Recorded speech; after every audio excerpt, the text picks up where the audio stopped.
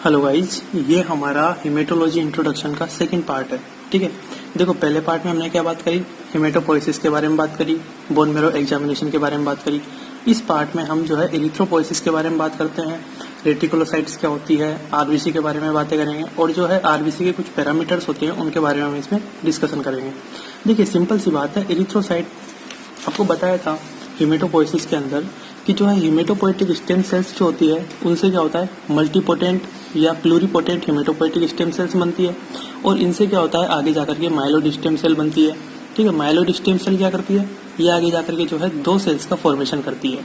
एक हो गया हमारे पास कौन सा, erythrocyte megakaryocyte colony forming unit, और एक इसका फॉर्मेशन करती है। तो होता क्या है, अगर हम प्रॉपर एरिथ्रोपोइसिस की बात करते हैं तो हम एरिथ्रोपोइसिस को इस चार्ट से समझेंगे कि क्या है क्या नहीं है। देखो एरिथ्रोपोइसिस में क्या है, आपको पता है प्लूरीपोटेंट हिमेटोपोइटिक स्टेम सेल्स थी, उससे माइलोइड स्टेम सेल बनी। अब माइलोइड स्टेम सेल से क्या था, जो एरिथ्रोसाइट कॉलोनी फॉर्मिंग यूनिट थी उस सेल्स का फॉर्मेशन होता है और उससे क्या होता है आगे चल करके क्या होता है हमारे एरिथ्रोब्लास्ट का फॉर्मेशन होता है। अब देखिए यहाँ से जो एरिथ्रोब्लास्ट होता है, इस एरिथ्रोब्लास्ट को हम मेगालोब्लास्ट भी बोलते हैं। इसका रीजन क्या है, ये इसलिए बोलते हैं क्योंकि इस सेल का साइज क्या होता है, बड़ा होता है, इसलिए हम इसको मेगालोब्लास्ट बोलते हैं। दूसरी बात देखिए कि ये जो स्टेज होती है, इस स्टेज में क्या होता है, सबसे पहले हीमोग्लोबिन का डिटेक्शन किया जाता है। ठीक है, बट इसकी क्वांटिटी इतनी कम होती है हीमोग्लोबिन की कि आप इसको ओनली इलेक्ट्रॉन माइक्रोस्कोप के द्वारा ही देख सकते हो। तो एरिथ्रोब्लास्ट जो था, इस स्टेज से दूसरी स्टेज बनती है हमारे पास कौन सी, वो आती है अर्ली नॉर्मोब्लास्ट। जो अर्ली नॉर्मोब्लास्ट है, देखो सिंपल सी बात है कि जो नॉर्मोब्लास्ट होती है इनमें सारी जो है आप देखोगे कि जो इसका साइटोप्लाज्म होता है वो बेसोफिलिक नेचर का होता है। ठीक है, तो अगर हम बात करें अर्ली नॉर्मोब्लास्ट की तो इसको हम बेसोफिलिक एरिथ्रोब्लास्ट भी बोलते हैं। ठीक है, दूसरी बात हम करते हैं कि अर्ली नॉर्मोब्लास्ट जो है इसके बाद कौन सी स्टेज आती है हमारे पास, वो आती है हमारे पास इंटरमीडिएट नॉर्मोब्लास्ट। ठीक है, ये इंटरमीडिएट नॉर्मोब्लास्ट जो होता है इसको हम पॉलीक्रोमेटोफिलिक सेल्स भी बोलते हैं। ठीक है, ये पॉलीक्रोमेटोफिलिक नॉर्मोब्लास्ट भी बोलते हैं। ये क्यों बोलते हैं, इसका रीजन क्या है, इसका सिंपल सा रीजन है कि ये जो स्टेज होती है हमारे पास इंटरमीडिएट नॉर्मोब्लास्ट, इसमें क्या होता है, इसमें जो हीमोग्लोबिन आप डिटेक्ट करते हो, इस प्रोसेस में क्या होता है हीमोग्लोबिन डिटेक्ट किया जा सकता है रूटीन स्टेनिंग के द्वारा या रूटीन एग्जामिनेशन के द्वारा। क्या है, इसको डिटेक्ट किया जाता है हीमोग्लोबिन को। अब अगर मैं बात करता हूँ इंटरमीडिएट नॉर्मोब्लास्ट के बारे में, तो जैसे मान लो ये इंटरमीडिएट नॉर्मोब्लास्ट है, ये इसका न्यूक्लियस है, तो इसका जो साइटोप्लाज्म होगा वो क्या है, वो बेसिक नेचर का होता है। बट इसके अंदर जो हीमोग्लोबिन है वो क्या है, एसिडिक नेचर का है, इसलिए ये क्या होती है एसिडिक स्टेन और बेसोफिलिक स्टेन दोनों के द्वारा ही ये स्टेन किया जा सकता है। ठीक है गाइस, तो जब ये सेल्स है, जब ये इंटरमीडिएट नॉर्मोब्लास्ट है, ये दोनों स्टेन के द्वारा क्या होती है स्टेनिंग करी जा सकती है। ठीक है, बेसिक स्टेन के द्वारा भी और एसिडिक स्टेन के द्वारा भी। इस वजह से हम इसको क्या बोलते हैं, पॉलीक्रोमेटोफिलिक सेल्स, क्योंकि मल्टी कलर आपको शो हो रहे हैं इसके अंदर। ठीक है, अब इंटरमीडिएट नॉर्मोब्लास्ट जो होता है, इससे नेक्स्ट स्टेज आती है हमारे पास कौन सी, लेट नॉर्मोब्लास्ट। देखिए लेट नॉर्मोब्लास्ट जो होता है ये क्या होता है, लास्ट स्टेज होती है जिसके अंदर आपको न्यूक्लियस दिखेगा। इसके बाद की जो स्टेप होती है उसके अंदर आपको जो है न्यूक्लियस नहीं दिखता है। तो इसमें क्या होता है, ये जो लेट नॉर्मोब्लास्ट होती है इसके अंदर क्या होता है कि जो न्यूक्लियस है उसको क्या है डिस्ट्रॉय कर दिया जाता है। ये जो डिस्ट्रॉय की प्रोसेस होती है इसको हम बोलते हैं पिक्नोसिस, मतलब न्यूक्लियस को डिस्ट्रॉय करने की जो प्रोसेस होती है इसको हम क्या बोलते हैं, पिक्नोसिस। ठीक है, तो न्यूक्लियस एक्सट्रूजन ऑक्यूर होता है, मतलब कि न्यूक्लियस का डिस्ट्रक्शन होता है, और ये कौन सी प्रोसेस के द्वारा, पिक्नोसिस प्रोसेस के द्वारा। क्लियर गाइस, लेट नॉर्मोब्लास्ट में एक चीज ध्यान रखना, इसको हम क्या बोलते हैं, ऑर्थोक्रोमेटोफिलिक एरिथ्रोब्लास्ट ही बोलते हैं। ठीक है, और आपको पता है इसके बाद कौन सी स्टेज आ रही है हमारे पास, रेटिकुलोसाइट, और रेटिकुलोसाइट से क्या होता है आरबीसी का फॉर्मेशन होता है। क्लियर गाइस, अब एक चीज ध्यान रखना आप कि जब आप ऊपर से नीचे आ रहे हो, ठीक है, जब आप ऊपर से क्या आ रहे हो, नीचे आ रहे हो, मतलब हमको क्लियर है कि डिफरेंशिएशन क्या हो रहा है, बढ़ रहा है। ठीक है, डिफरेंशिएशन बढ़ रहा है और इसके साथ क्या है कि जो सेल का साइज है वो क्या हो रहा है, छोटा होता जा रहा है लगातार। ठीक है, जब सेल का साइज छोटा होता जा रहा है, और दूसरी बात क्या है कि जो न्यूक्लियस है उसका साइज भी क्या होता जा रहा है, कम होता जा रहा है। ठीक है, बट इसमें एक खास बात क्या है, हीमोग्लोबिन का कंसंट्रेशन लगातार बढ़ता जाता है। ठीक है, तो ये जो प्रोसेस होती है इसके अंदर क्या है कि न्यूक्लियस छोटा होता जा रहा है, हीमोग्लोबिन कंसंट्रेशन बढ़ती जा रही है, तो इस चीज को हम बोलते हैं, इस प्रोसेस को हम बोलते हैं न्यूक्लियर साइटोप्लाज्मिक सिंक्रोनी। ठीक है, ये न्यूक्लियर साइटोप्लाज्मिक सिंक्रोनी की अगर मैं बात करता हूँ तो ध्यान रखना, ये न्यूक्लियर साइटोप्लाज्मिक सिंक्रोनी ये किस पे डिपेंड होती है? ये डिपेंड करती है न्यूक्लिक एसिड के फंक्शंस पे डिपेंड करती है। ठीक है। दूसरी बात, अगर सपोज दैट मान लो न्यूक्लिक एसिड की डेफिशिएंसी हो जाती है या फिर कोई डिफेक्ट इसमें पैदा हो जाता है, तो क्या होता है? न्यूक्लियर साइटोप्लाज्मिक जो सिंक्रोनी है वो अफेक्टेड होगी, और ये क्या होता है? न्यूक्लियर साइटोप्लाज्मिक एसिंक्रोनी पैदा हो जाती है। और आप जब मेगालोब्लास्टिक एनीमिया का जो वीडियो देखोगे, जिसके अंदर हमने दो चीजें बताई है, फोलिक एसिड डेफिशिएंसी और विटामिन B12 डेफिशिएंसी, तो उसके अंदर होता क्या है? उसके अंदर सिंपल सा यही होता है कि डीएनए का फॉर्मेशन क्या होता है? अफेक्टेड होता है, जिस वजह से क्या होता है? उस कंडीशन में न्यूक्लियर साइटोप्लाज्मिक एसिंक्रोनी क्या होती है? पैदा हो जाती है। ठीक है गाइस। अब हम पर्टिकुलरली बात करते हैं, ये तो आपकी इरिथ्रोपोइसिस की पूरी प्रोसेस हो गई, तो हमने यहाँ तक बात करी लेट नॉर्मोब्लास्ट तक। अब हम पर्टिकुलर बात करते हैं रेटिकुलोसाइट की और आरबीसी के बारे में। तो सबसे पहले रेटिकुलोसाइट के बारे में डिस्कस करते हैं।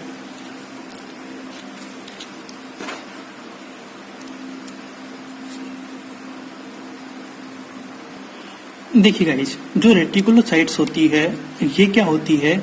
ये एक जाली जो होती है उसकी तरह क्या होती है? एपीरियंस देती है। ठीक है, मतलब क्या है? मेस लाइक एपीरियंस देती है।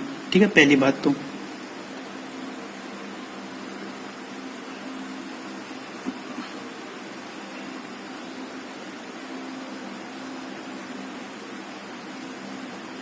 ठीक है। दूसरी बात, मैंने आपको बताया था लेट नॉर्मोब्लास्ट के बाद दूसरी स्टेज कौन सी आ रही थी? रेटिकुलोसाइट।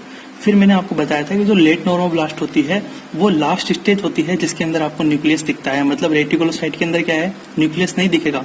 तो ये पहली first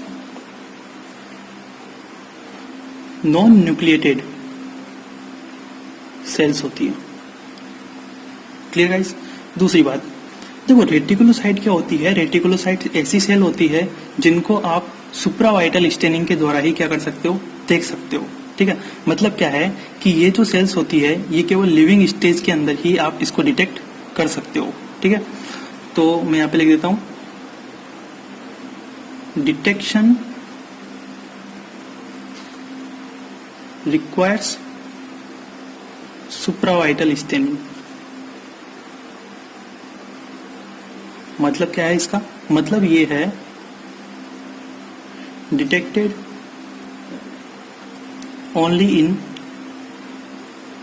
living stage. Clear guys?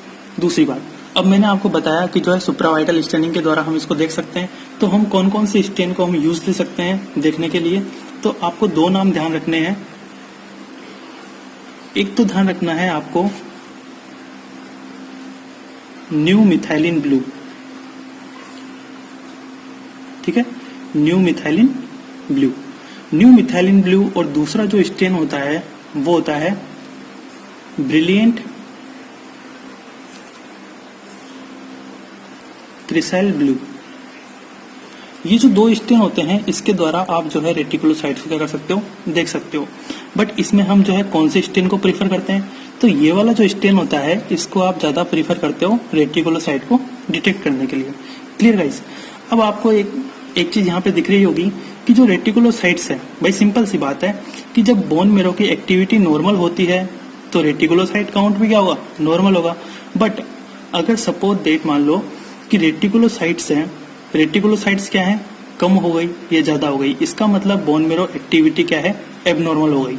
ठीक है, तो मैं यहाँ पे लिख देता हूं कि bone marrow activity is normal, मतलब रेटिकुलोसाइट काउंट नॉर्मल। ठीक है, बट इसका मतलब क्या है? सिंपल सी बात यह है कि रेटिकुलोसाइट्स जो होगी वो क्या करेगी? बोन मेरो एक्टिविटी का एस्टिमेशन आप इसके द्वारा कर सकते हो। ठीक है,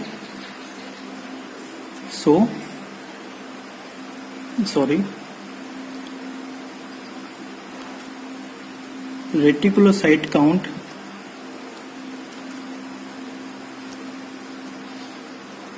estimation gives bone marrow activity. Clear guys? अब हम यहाँ पे बात करते हैं कि ऐसी कौन कौन सी कंडीशंस होती है जिसके अंदर रेटिकुलोसाइट काउंट बढ़ता है और रेटिकुलोसाइट काउंट घटता है। ठीक है गाइस? तो सपोज किसी कंडीशन में रेटिकुलोसाइट काउंट मान लो बढ़ गया, इसका मतलब क्या है?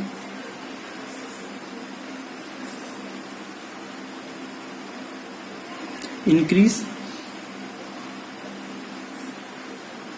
Reticulocyte count. रेटिकुलोसाइट काउंट बढ़ गया, इसका मतलब क्या हुआ कि जो बोन मेरो है वो क्या कर रही है? ओवर टाइम काम कर रही है, इसलिए क्या हो रहा है? रेटिकुलोसाइट्स काउंट बढ़ रहा है। ठीक है? When bone marrow working over time. Clear guys? दूसरी बात, तो अगर मैं बात करूं कि कौन कौन सी कंडीशन के अंदर ऐसा होगा, तो सिंपल सी बात है कि हिमोलाइटिक एनीमिया जो है उसके अंदर क्या होता है? आरबीसी का डिस्ट्रक्शन होता है। ठीक है? आरबीसी का डिस्ट्रक्शन हो रहा है मतलब क्या है कि बॉडी आरबीसी का फॉर्मेशन बढ़ाएगी। आरबीसी का फॉर्मेशन बढ़ाएगी मतलब सिंपल सी बात है कि बोन मेरो को ज्यादा काम करना पड़ेगा, और बोन मेरो ज्यादा काम करेगी तो क्या होगा? रेटिकुलोसाइट काउंट भी बढ़ेगा। ठीक है? तो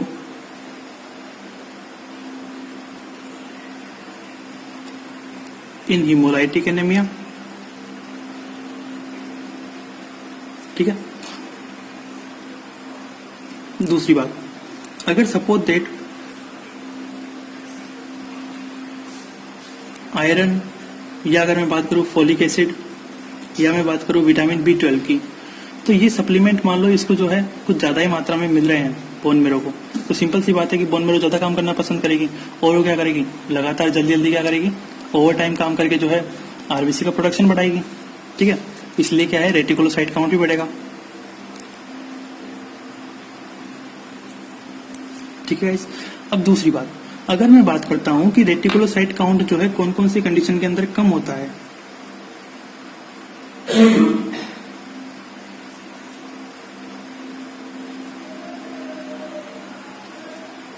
तो कौन कौन सी कंडीशन होती है? जैसे अगर हम बात करें कि रेटिकुलोसाइट काउंट घटता है, तो आपको जो है कुछ कंडीशंस का नाम याद रखना है। उसके अंदर सिंपल सा पहला होता है हमारे पास कौन सा? ए प्लास्टिक एनीमिया। ए प्लास्टिक एनीमिया जो होता है इसके अंदर क्या होता है? रेटिकुलोसाइट काउंट कम हो जाता है। दूसरी बात, अगर suppose that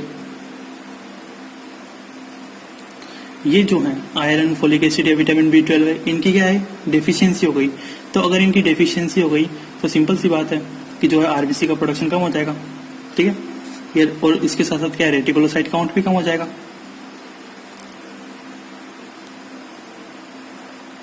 iron, folic acid या विटामिन B12। ठीक है? दूसरी बात, अगर सपोज दैट बोन मेरो की एक्टिविटी क्या हो गई? सप्रेस हो गई। मतलब कुछ कंडीशंस होती है, जैसे कुछ कैंसर्स होते हैं, उनके अंदर क्या होता है कि जो बोन मेरो होती है वो क्या होती है? सप्रेस हो जाती है। जब बोन मेरो सप्रेस हो जाएगी तो इस वजह से क्या होगा? रेटिकुलोसाइट काउंट कम हो जाएगा। सिंपल सी बात है।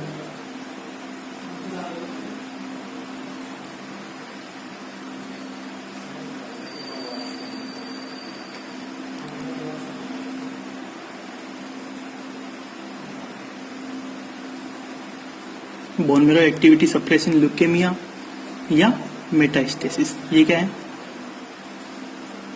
कैंसर। ठीक है? कैंसर की कंडीशन में ऐसा हुआ। या फिर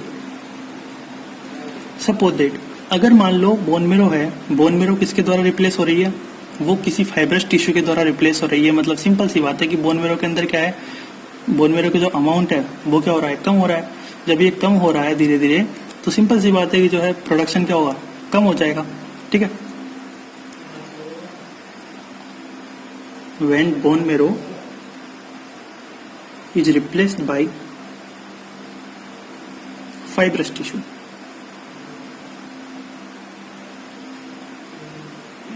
ठीक है? तो उसके अंदर क्या होगा? रेटिकुलोसाइट कम हो जाएगा। अब मैं आपसे बात करूं कि बोन मेरो जो है फाइब्रस टिश्यू के द्वारा रिप्लेस हो रही है, तो ये कौन सी कंडीशन के अंदर होता है? तो देखो, जो माइलोफाइब्रोसिस जो होता है, इस डिजीज के अंदर क्या होता है? ऐसी कंडीशन पैदा होती है, माइलोफाइब्रोसिस। तो माइलोफाइब्रोसिस में क्या होगा कि जो बोन मेरो है वो किसके द्वारा रिप्लेस होगी? फाइब्रस टिश्यू के द्वारा। Clear guys?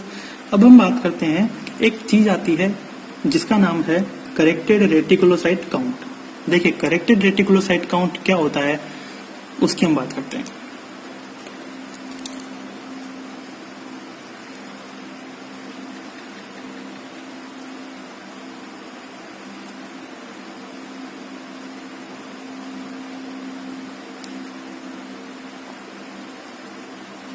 ठीक है गाइस?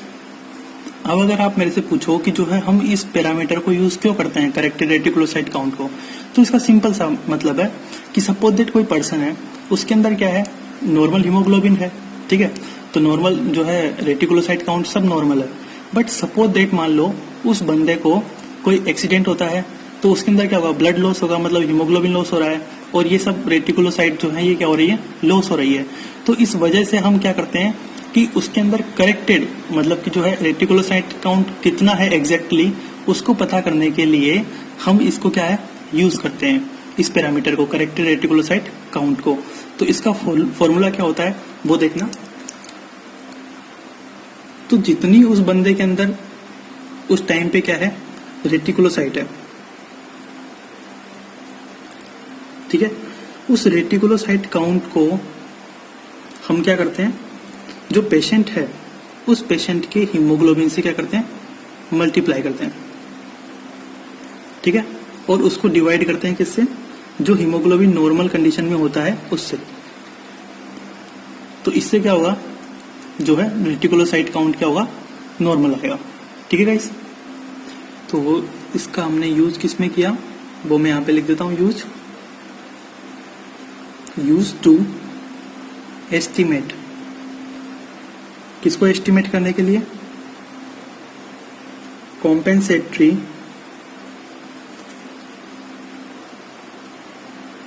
इंक्रीज ऑफ रेटिकुलोसाइट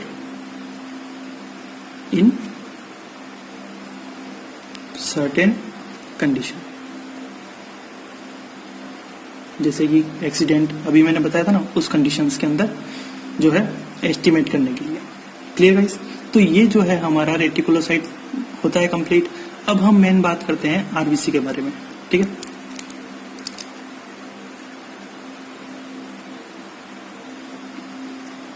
देखिए आरबीसी के बारे में आपको एक चीज पता होगी कि आरबीसी जो होती है उसका नॉर्मल साइज कितना होता है।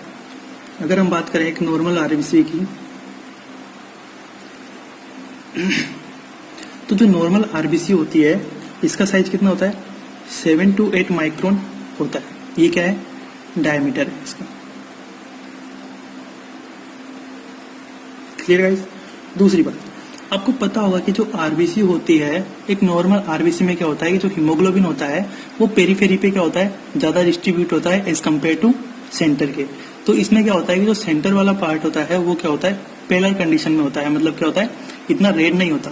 ठीक है, तो मोर हीमोग्लोबिन एट पेरीफेरी। ठीक है, देन सेंटर। अब आरबीसी के तीसरे पॉइंट के बारे में बात करते हैं। ठीक है, देखो आपको पता है आरबीसी जो होती है वो क्या होती है, बाइकनकेव शेप की होती है। ठीक है,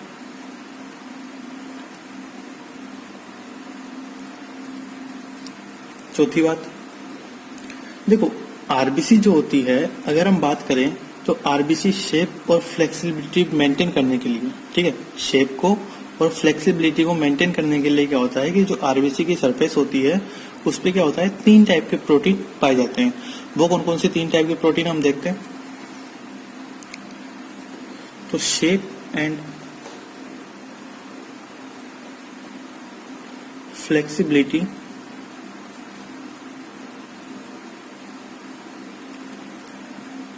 मेंटेन्ड बाय किस किस के द्वारा, 3 प्रोटीन। एक होता है इसके अंदर स्पेक्ट्रिन प्रोटीन। ठीक है, दूसरा होता है इसके अंदर कौन सा, बेंड 3। ठीक है, ये क्या होते हैं, सारे के सारे सरफेस प्रोटीन है जो कि आरबीसी की शेप और फ्लेक्सिबिलिटी को मेंटेन करने का काम करते हैं। और एक होता है कौन सा, एनकायरिन। Clear guys? इसमें एक चीज ध्यान रखना कि ये जो स्पेक्ट्रिन होता है, ये स्पेक्ट्रिन क्या है, सबसे इंपॉर्टेंट प्रोटीन होता है इसकी फ्लेक्सिबिलिटी को मेंटेन करने के लिए।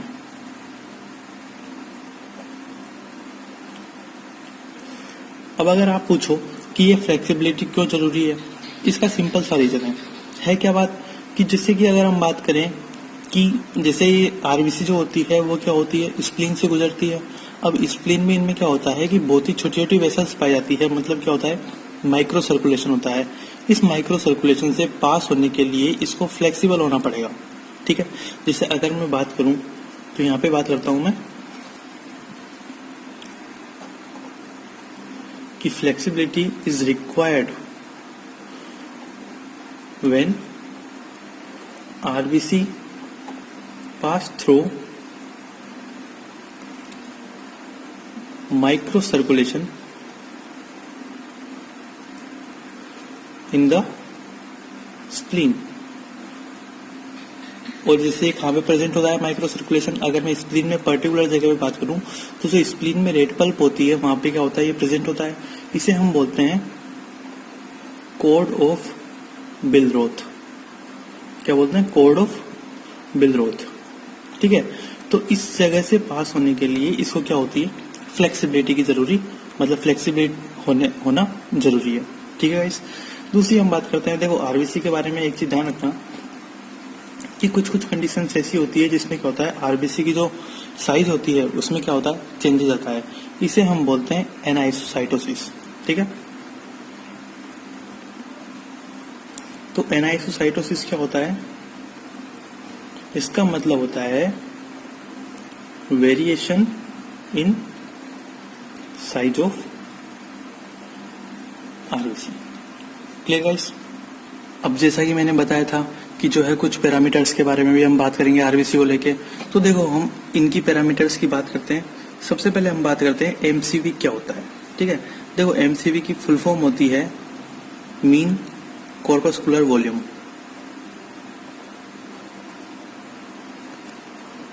देखो मीन कॉर्पस्कुलर वॉल्यूम क्या होता है, सिंपल सी बात है, एक सिंगल आरबीसी का जो वॉल्यूम होता है वो होता है कौन सा, उसे हम बोलते हैं एमसीवी, ठीक है। तो average volume of single RBC.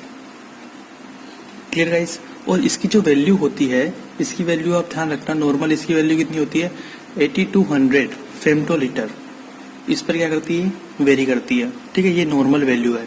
फिर दूसरी हम बात करते हैं कि एमसीएच क्या होता है, ठीक है। एमसीएच का मतलब होता है mean corpuscular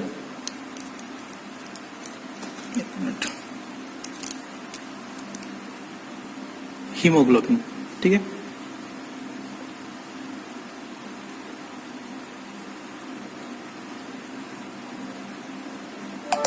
mean corpuscular haemoglobin. Clear guys?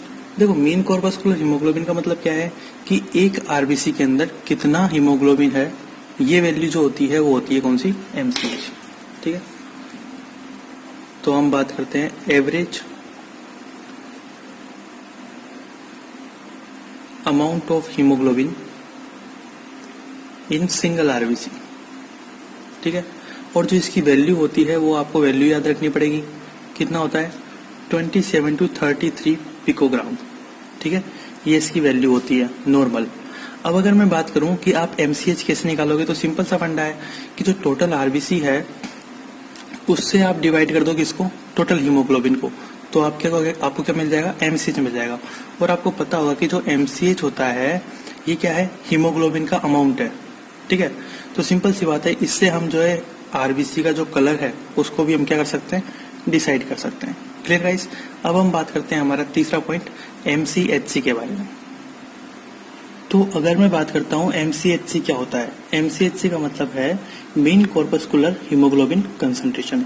देखो सिंपल सी बात है कि अगर मैं एक आरबीसी के अंदर हीमोग्लोबिन को उसके वॉल्यूम के रेस्पेक्ट में अगर देखता हूं तो वो होता है हमारा एमसीएचसी। तो एमसीएचसी क्या है, एमसीएचसी का मतलब होता है average amount of haemoglobin with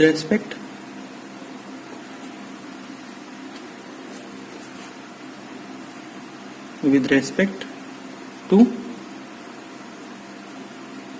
volume of RBC in a volume of RBC। ठीक है, अब देखो सिंपल सी बात है, इसका फॉर्मूला क्या होगा? अगर मैं इसका फॉर्मूला देखता हूँ तो सिंपल सी बात है, देखो MCH डिवाइड बाई MCV। अगर हम इसको देखते हैं तो ये आता है हमारी नॉर्मल वैल्यू जो होती है MCHC की, वो होती है हमारे पास कितनी? 34 to 37 ग्राम पर डेसीलीटर। Clear guys? तो ये MCHC की नॉर्मल वैल्यू होती है। अब अगर मैं बात करूं MCHC की, अगर हम बात करते हैं कि भाई विटामिन, एक स्पेशल हम बात करते हैं विटामिन B12 डेफिशिएंसी है, जो मेगालोब्लास्टिक एनीमिया होता है, उसमें MCHC की वैल्यू पर क्या इफेक्ट पड़ता है? बढ़ती है, घटती है या नॉर्मल रहती है? तो सिंपल सी आप एक चीज ध्यान रखना, इन विटामिन B12 डेफिशिएंसी, ठीक है, या फिर हम आप इसको ये भी बोल सकते हो मेगालोब्लास्टिक एनीमिया। देखो मेगालोब्लास्टिक एनीमिया दो वजह से होता है, एक होता है फोलिक एसिड की डेफिशिएंसी की वजह से और एक होता है विटामिन B12 की डेफिशिएंसी की वजह से। ठीक है, इसका अलग से वीडियो है, आप उसको देख सकते हो। तो मेगालोब्लास्टिक एनीमिया, क्लियर? इसके अंदर क्या होता है, इसके अंदर अगर मैं MCHC की बात करता हूं तो ये MCHC की वैल्यू क्या रहती है? नॉर्मल रहती है। क्यों? क्योंकि ध्यान रखना कि जो MCHC की वैल्यू क्या होती है? नॉर्मल रहती है। क्यों होती है? इसका रीजन ये है कि ये जो एनीमिया होता है, ये जो डेफिशिएंसी होती है, इसके अंदर क्या होता है? MCV की वैल्यू भी बढ़ती है और MCH की वैल्यू भी बढ़ती है, और दोनों क्या होते हैं? प्रोपोर्शनली तरीके से बढ़ते हैं। इस वजह से क्या होता है? MCHC पे कोई भी इफेक्ट नहीं पड़ता। क्लियर? एक आता है हमारे पास कौन सा? एक आता है RDW, एक पैरामीटर है RDW। ठीक है, RDW की फुल फॉर्म क्या होती है? इसका मतलब होता है red cell distribution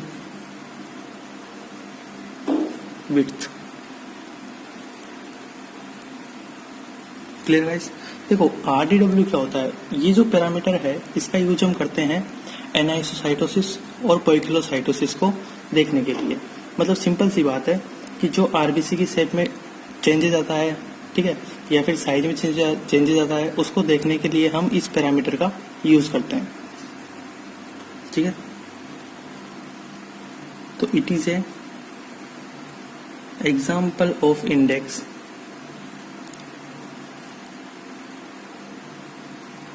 which is going to telling us about the variation in the size of RBC, size of different types या size of RBC।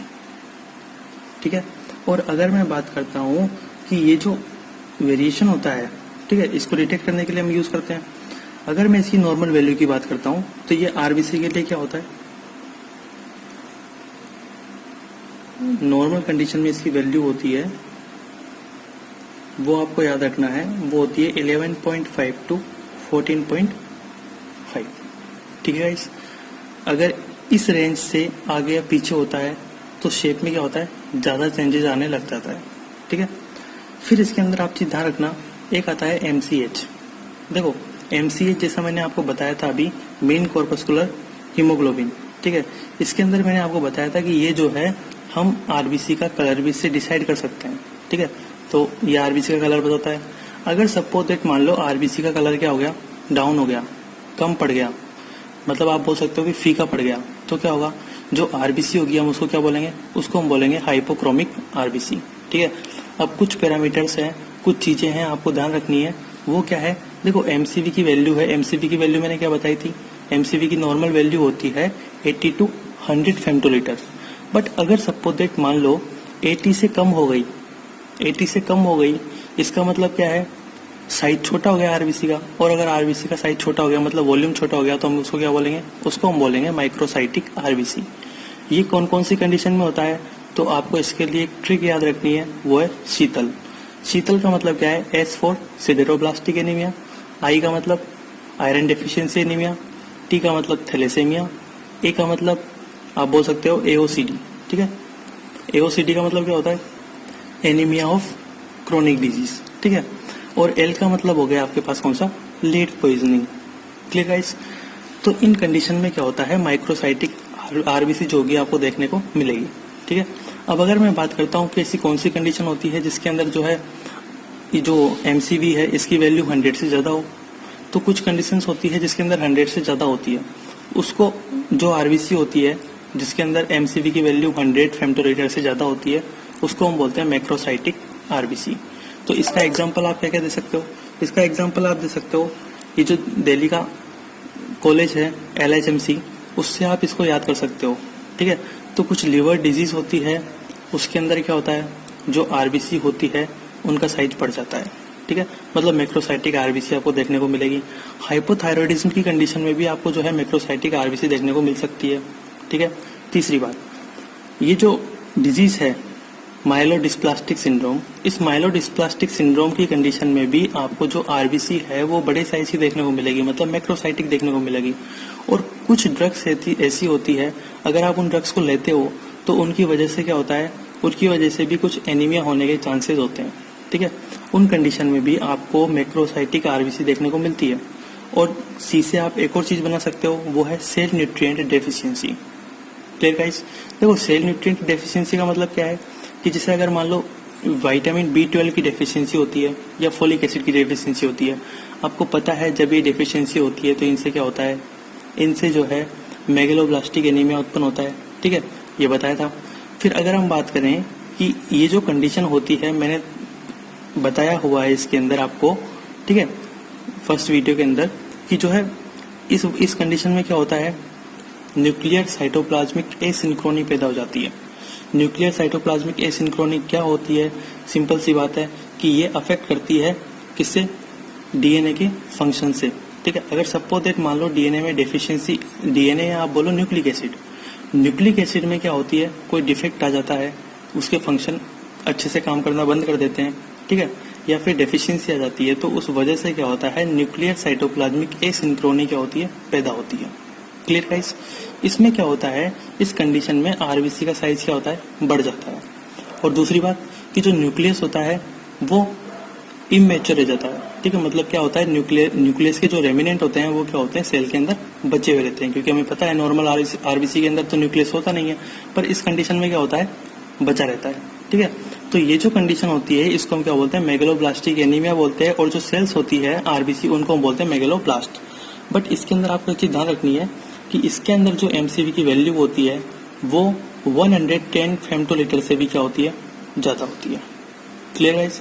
फिर दूसरी बात अगर हम करते हैं, vitamin B12 deficiency, folic acid deficiency, या कुछ ड्रग्स अगर हम बात करें तो मीथोट्रेक्सेट जो ड्रग होती है, एंटी कैंसर या एंटी रोमेटॉइड ड्रग होती है, उसके केस में भी क्या होता है, उसके केस में भी जो है ये कंडीशन उत्पन्न होने की संभावना रहती है। एल्कोहल के केस में अगर एल्कोहल कंज्यूम करते हैं ज्यादा मात्रा में तो भी ये कंडीशन पैदा होने की संभावना रहती है। और जो है फेंटोइन नाम की एक ड्रग होती है, इसके केस में भी क्या होता है, इसके चांसेस बनते हैं। तो ये जो चीजें हैं, हम ये बात करेंगे फोलिक एसिड डेफिशिएंसी के बारे के अंदर, पूरा डिटेल से आएगा ये पूरी चीजें। तो आपको सिर्फ इतना सा ध्यान रखना है कि किसके अंदर ज्यादा बढ़ता है। ठीक है, एमसीवी की वैल्यू किसके अंदर ज्यादा होती है, किसके अंदर कम होती है, कौन सा मैक्रोसाइटिक है, कौन सा माइक्रोसाइटिक है। ठीक है, तो thank you guys watching for this video. अब नेक्स्ट वीडियो में हम जो है एनीमिया के क्लासिफिकेशन के बारे में बात करेंगे और उसके आगे फिर जो है सारे एनीमियाज के बारे में एक एक करके बात करेंगे। Thank you guys. अगर आपको वीडियो पसंद आए तो आप प्लीज लाइक करें, शेयर करें और चैनल को सब्सक्राइब करें। Thank you.